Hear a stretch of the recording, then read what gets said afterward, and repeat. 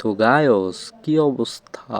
আমি তো আজকে শুয়ে শুয়ে চিন্তা করছিলাম যে কি করব আমার মাথায় কিছুই আসে না, তখনই একটা সামনে ভিডিও আয়া পড়লো।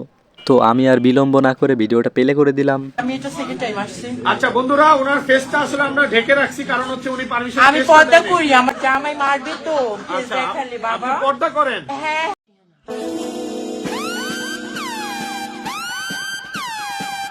ভাই রে ভাই, এটা আমি কি দেখলাম, সে নাকি পদ্মা করে, ও মাই গড।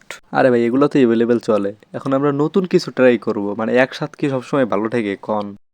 আচ্ছা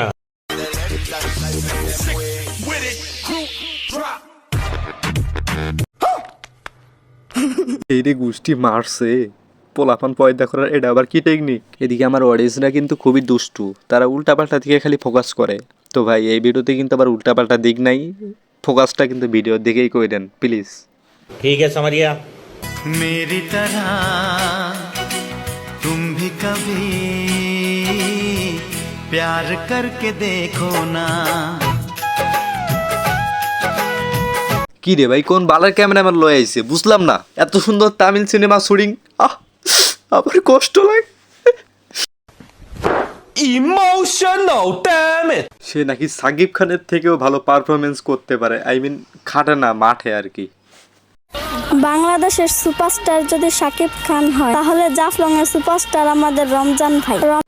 কি কইলে বেড়ায়, জাফরান আর সাকিব খান এলে তো তার ট্যালেন্টটা দেখাই লাগে, তো আমরা তার ট্যালেন্ট দেখবো এখন।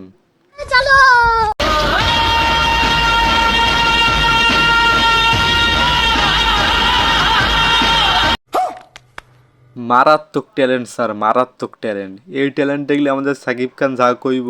ओ भाई मारो मुझे, मारो मुझे, मारो नहीं ये मजाक हो रहा है, एक सेकंड यार।